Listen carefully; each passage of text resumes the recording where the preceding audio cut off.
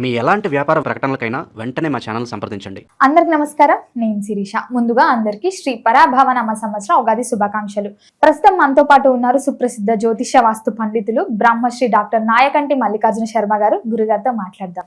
నమస్కారం గురుగారు. ముందుగా మీకు ఉగాది శుభాకాంక్షలు. గురుగారు, ముఖ్యంగా మరి ఈ సంవత్సరంలో ఉగాది ఫలితాల ప్రకారం చూసుకుంటే కన్యా రాశి వారికి ఎలా ఉండబోతుంది అంటారు? ఎలాంటి జాగ్రత్తలు తీసుకోవచ్చు? తప్పకుండా అమ్మ. ఓం శ్రీ గురుభ్యో నమః. ఓం శ్రీ మాత్రే నమః. వాగర్ధావ్య సంప్రోక్తో వాగర్ధ ప్రతిపత్తే జగతో పితరౌ వందే పార్వతీ పరమేశ్వరౌ. వ్యాసాయ విష్ణురూపాయ వ్యాసరూపాయ విష్ణవే నమో వై బ్రహ్మణిదే వాసిష్ఠాయ నమః. గురు బ్రహ్మ గురు విష్ణు గురుదేవో మహేశ్వర గురు సాక్షాత్ పరబ్రహ్మ తస్మై శ్రీ గురవే నమః. ఓం శ్రీ మాత్రే నమః. శ్రీ పరాభవనామ సంవత్సరం అనూహ్యమైన మార్పులు, అవమానాలు, అనుమానాలతో కూడిన పరాభవాలతో కూడిన ఈ శ్రీ పరాభవనామ సంవత్సరంలో కొన్ని కొత్త మార్పులు జరగటం ఒకటి.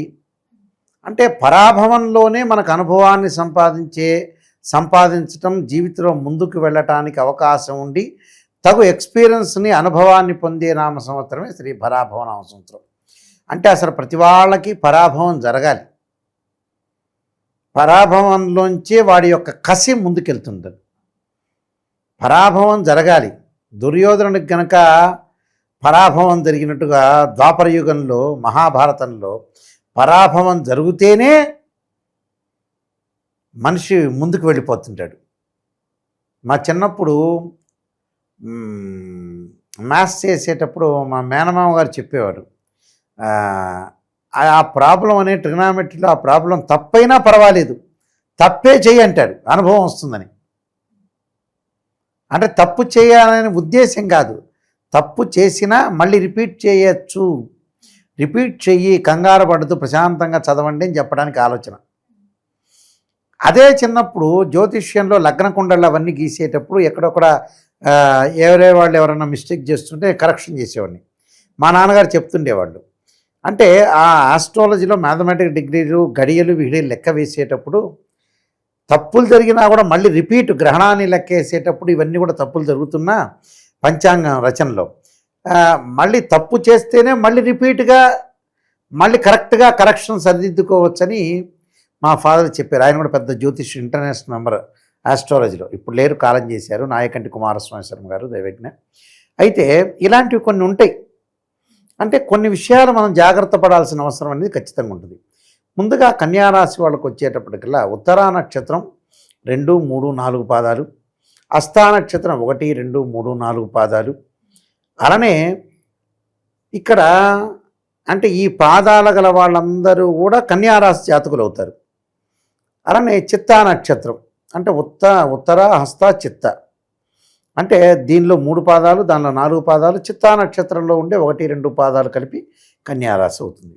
అసలు గ్రహగమనగతులు ఏ విధంగా ఉన్నాయి చూసుకునేటట్టయితే అతిపెద్ద గ్రహాలైన గురువు, శని, రాహుకేతులు, రవి, బుధ, రవి, బుధ, శుక్రగ్రహాలు 30 రోజుల పాటు ఒక రాశి నుంచి మరొక రాశికి మారుతాయి. కుజుడు 45 రోజుల పాటు, గురువు, రాహుకేతులు 18 నెలల పాటు, గురువు సంవత్సర కాలం, శని 2.5 సంవత్సరాలు. ఈ రాశి వారికి ముఖ్యంగా గౌరవ అవమానాలు, అలానే ఆదాయ వ్యయాలు ఈ విధంగా ఉన్నాయి చూద్దాం. కన్యారాశి వాళ్ళకి 8 ఆదాయం, 11 ఖర్చుగా ఉంటుంది. అలానే గౌరవ మర్యాదల్లో కూడా రాజ్యపూజ్యం 3 ఉంటే అవమానం అనేది 3 ఉంటుంది. ఇది అయితే ఈ రాశి వాళ్ళ, కన్యారాశి వాళ్ళకి గురువు యొక్క బలం ఏ విధంగా ఉంది?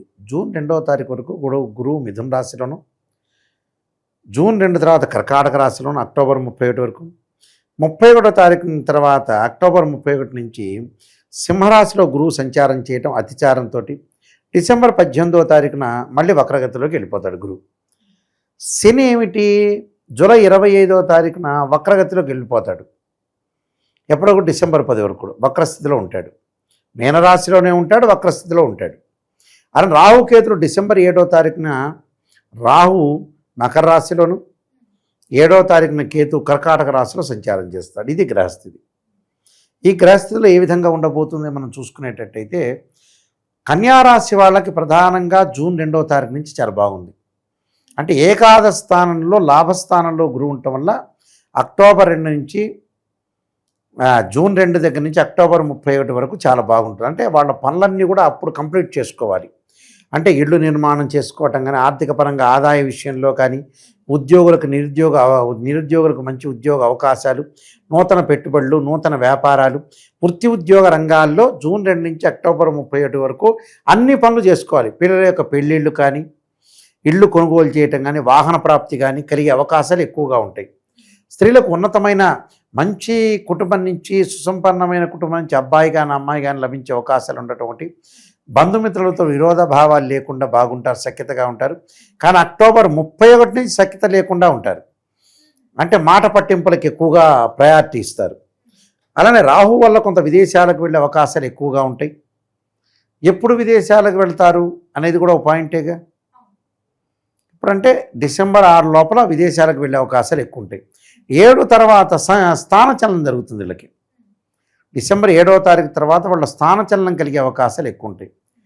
కాబట్టి కొద్దిగా స్థానచలనం లేకుండా చూసుకోవడం చాలా ఇంపార్టెంట్. అంటే కొన్ని ప్రత్యేకమైన మనం విషయాలకు చూసుకునేటట్టయితే యశోవృద్ధిం బలం అంటారు. అంటే యశోవృద్ధి కలుగుతుంది. యశోవృద్ధిం బలం తేజ సర్వత్రా విజయ సుఖం అంటారు.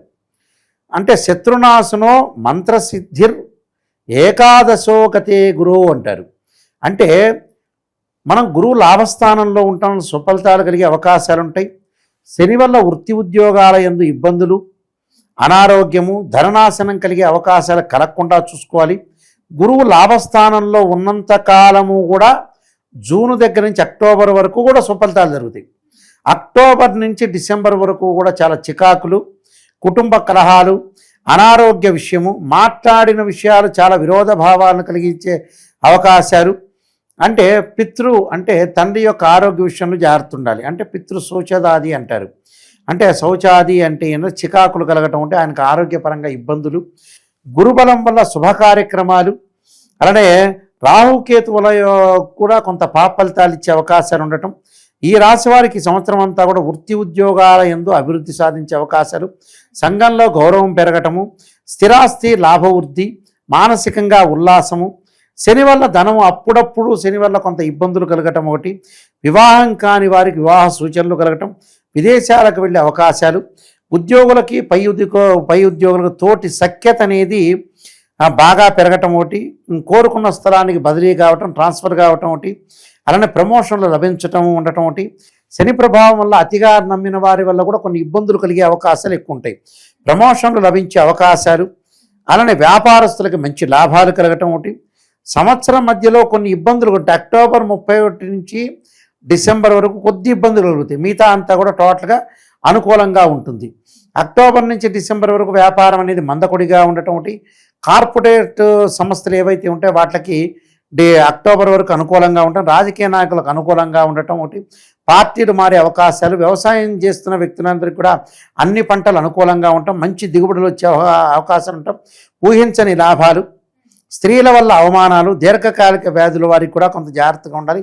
ఈ సంవత్సరం అంతా కూడా ఈ రాశి వారికి అంతా కూడా కొంత మిశ్రమైన ఫలితాలు ఎక్కువగా ఉండే అవకాశాలని ఎక్కువగా ఉంటాయి. ఇప్పుడు కొన్ని జాగ్రత్తలు తీసుకొని ముందుకెళ్తే మనకు మంచి జరిగే అవకాశాలు ఉంటాయమ్మా. మరి గురుగారు, కన్యా రాశి వారు ఈ సంవత్సరంలో ఏ దైవాన్ని పూజించవచ్చు అంటారు? ఎలాంటి పరిహారాలు చేసుకుంటే బాగుంటుంది? ముఖ్యంగా వీడు చేయాల్సింది ఏంటంటే సూర్యుడు యొక్క ఆరాధన చేయాలి. ఆదిత్యాయుధే సహస్రకిరణాయుధిమే తన్నో సూర్య ప్రచోదయాత్ అనే సూర్యుడి యొక్క ఆరాధన. మానసికంగా ఆ మనశ్శాంతి లేకపోవడం వల్ల చంద్రుడి వల్ల వస్తుంది కాబట్టి క్షీరపుత్రాయుధి అమృతతత్వాయుధిమే తన్నో చంద్ర ప్రచోదయాత్ అనే మంత్రాన్ని కందులు దానం చేయటం, రాహుకాలంలో దీపం పెట్టడం చేయాలి. రాహుకాలంలో దీపం పెట్టడం చేయాలి. అలా అమ్మవారి యొక్క ఆరాధన చేయాలి. స్త్రీలు కుంకుమార్చన, మహాకాళి, మహాలక్ష్మి, మహాసరస్వతి అమ్మవారి యొక్క ఆరాధన వల్ల కూడా వాళ్ళకి మంచి జరిగే అవకాశాలు ఖచ్చితంగా ఉంటాయి. గురుగారు, మొత్తం ఈ సంవత్సరంలో కన్యా రాశి వారికి ఎలా ఉండబోతుంది, ఎలాంటి జాగ్రత్తలు తీసుకోవాలో తెలియజేసినందుకు ధన్యవాదాలు. నమస్కారం.